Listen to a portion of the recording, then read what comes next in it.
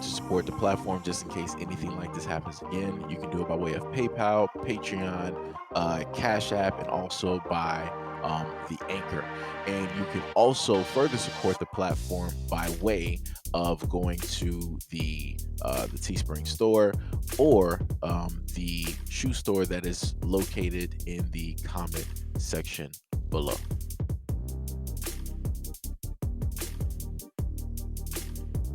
I want to have a conversation about how black educated college men act like they too good to date a lot of types of women. Like What? they have this one archetype of woman in their mind, and if that's not her, they will not wife you. And then they turn around and get mad when they be like, oh, those type of girls only like hood boys. But they fail to realize that hood men actually love and show vulnerability. Stop it. Get some help. Everything isn't transactional with them, whereas you're just looking for somebody who looks good on paper and a good in a photo. You're a victim. Here we go, CSI. And you mad because she don't either like you or she doesn't have substance. You hear what you're saying out loud? That's just what I've noticed. And me wanting an educated man, and when I've gotten one, just to realize he really wanted me to fit in a certain type of mode, like Set with y'all because I know you're mentally ill, which is why one day I'm going to open up a hospital for mentally ill Africans.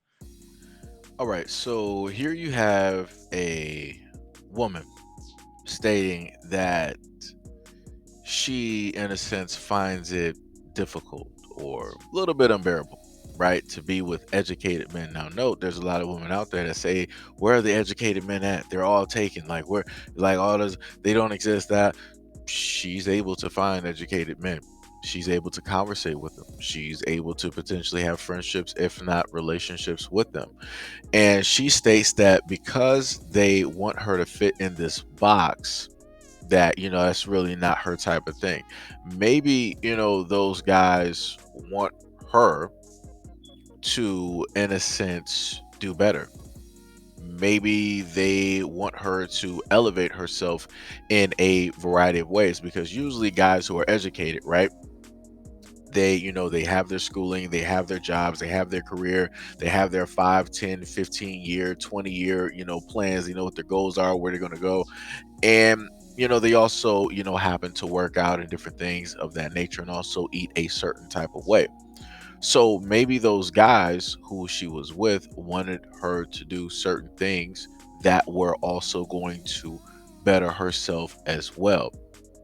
You know, some guys want women to, in a sense, level themselves up. They want them to get better both mentally and physically, and also financially. And some women are like, no, I'm not changing for no man, and you're going to take me as I am, or if you're not, then it's just deuces. Right. And that's what I feel like I'm getting directly from this conversation, because whenever I hear women complaining about a certain type of men, it's usually women who don't want to change. It's usually women who say that they're not going to change for a man. You have to take me and accept me with everything that I have, right? AKA women saying that they're perfect and that they don't need to change. But on the other hand, telling men that you're imperfect and you continuously need to change, because I'm telling you that you need to change, because there's always something that I'm going to find that is not going to make me happy. So you need to be there to, fix yourself up in order to fit that next change before I find the other ones. And then we have a whole table, right? And then the other thing that she stated was that the hood guys, right, that she can get into contact with, which pretty much any woman can throw a rock and get into contact with those guys, right? No offense. And she was saying that they're a lot more vulnerable and all this. Like, notice how she was trying to make the educated guys seem so rigid, right? And just like straight and narrow. And then the bad guys, right? The hood guys, they're just free flowing and they don't really care where anything goes and all this other type of stuff. Notice that. So a guy that has a plan, that has a road that he's walking, right? He knows his objective. That's a problem. Him wanting you to, fit within that objective or that goal, and you doing certain things in order to fit that, that's a problem. But the guys who are detrimental and who are not beneficial to you at all, for your kids or your future or your life, you're saying that in a sense they're the best things known to men. Like I said before, I'm going by what she stated in the video. She didn't list anything negative about the hood guys. Nothing negative. And I'm going to repeat this again. The hood guys are the hood guys for a reason. Just saying, the hood guys are the hood guys for a reason. The educated guys are the educated guys for a reason. Like I said, everybody has their role that they are supposed to play. And up until further notice, that's when people decide, like, hey, I don't want to be the hood dude no more. I want to sit up there and elevate myself. I want to become an entrepreneur. I want to be a business owner. I want to influence people in a positive way, and yada, yada, yada, and all this other type of stuff, right? But like I said, I hope that I'm not the only one that caught that, right? That the educated guys are the problem and that the hood guys are not the problem. See how that works out? And then, like I said, notice how she said that the hood guys, they're in a sense more emotionally involved, vulnerable, and open. Now, I want y'all to pay attention to this because this is facts.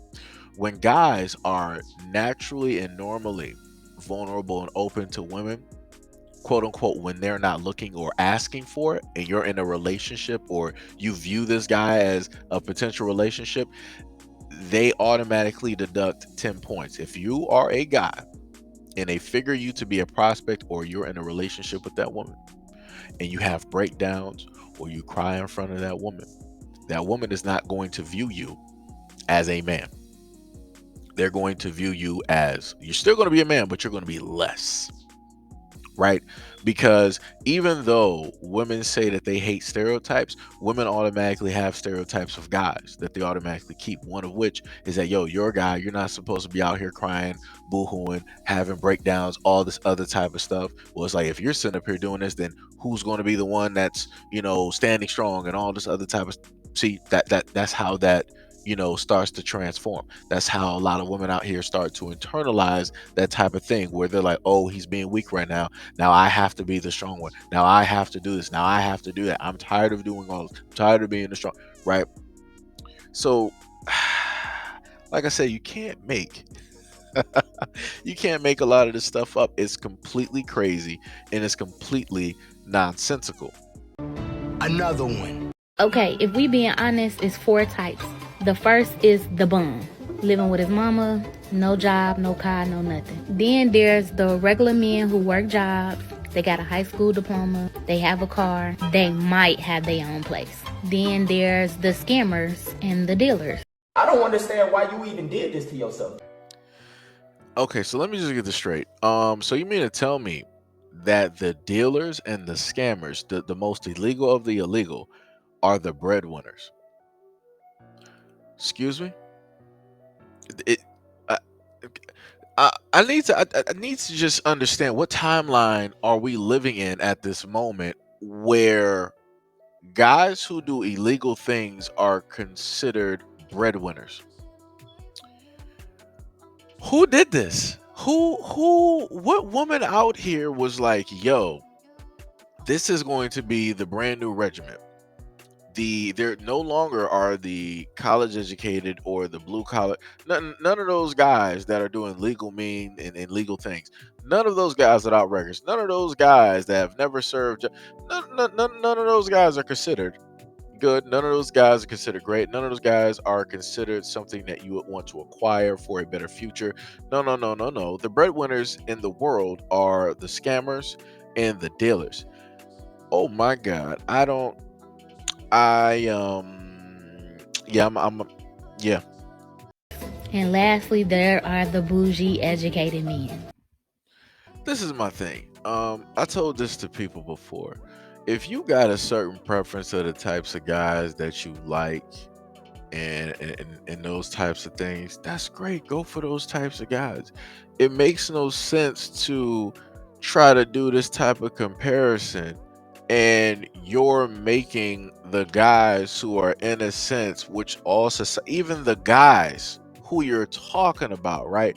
The dealers and the scammers, they will sit up there and say that they're toxic. They will sit up there and tell you that they are no good, but guess what? Women will still go for them, right?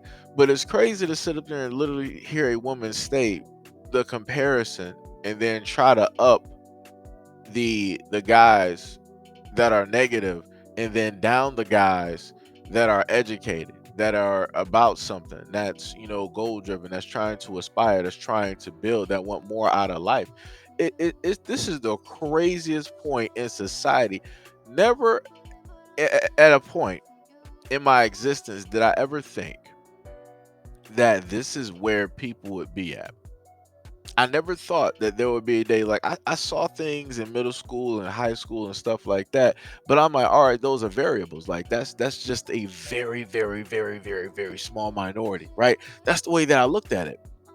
I did not foresee the fact that you were going to have a revolution that was going to take place by the way of technology and the internet, where people are going to have these social media platforms and not just be talking to the people that are in their area, but they're talking to other people around the world, therefore causing a shift and a change and an influence.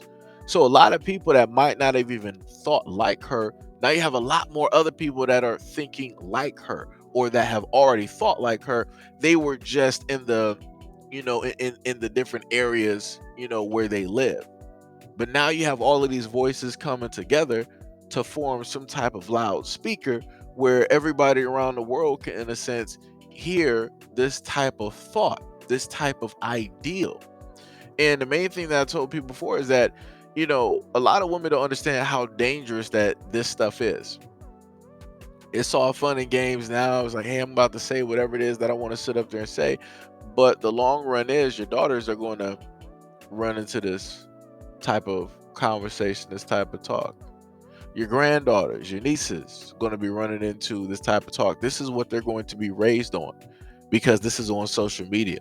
Your kids are on social media.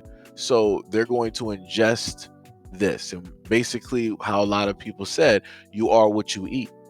So if this is the type of media that a lot of women are tend to eating, like this is what they want to ingest, you're going to become what you eat. Right? So if you, in a sense, as most people say, if you have like a healthy type of lifestyle living, you work out, go to the gym, you eat right, count calories and all the other type of stuff, then, everything is going to reflect. But if you decide that you want to eat, unhealthy food, stuff that's going to weigh you down, stuff that's going to cause intestinal problems, things that are going to, cause problems with your respiratory, things that are going to give you high cholesterol, diabetes, and all this other type of stuff, then you're going to basically have one foot out, one foot in the grave. And, like I said, this is how social media is. Social media is that type of food. You can decide to take in the healthy stuff, or you can decide to take in the bad stuff. Or if you're in the middle, right, that means that you dibble and dabble, right? Which means that there's, in a sense, some type of, I guess you could say, like a balance, right? Because on the far left, you got the super healthy eaters. On the far right, you got everybody that likes to eat junk food. And then in the middle, you got people that are in between that do a bit of both, right? They walk that fine line that a lot of people can't walk. But like I said, this is just it's crazy to, in a sense, see it come to this. And knowing the fact that, like I told people before, the content that you're seeing right now, if people have future sight, this ain't even really about you right now, because the ones that's going to, in a sense, go through this and pick up on this, because they're going to be spending all their time, is your kids. Because what do parents do? Oh, let me give little Sarah, whatever it is, they bother me right now, let me give them the iPad, let me let them go on TikTok, let me let them go on YouTube and IG and all this other type of stuff. Social media, like how for our generation it was, in a sense, the television raising us. Social media is now, teaching and raising these kids. And like I said, ain't nothing I can say about it, because it's going to be what it's going to be. People will figure it out once they start hitting those 50s, those 60s, and those 70s, and those kids that were allowed to be raised by social media.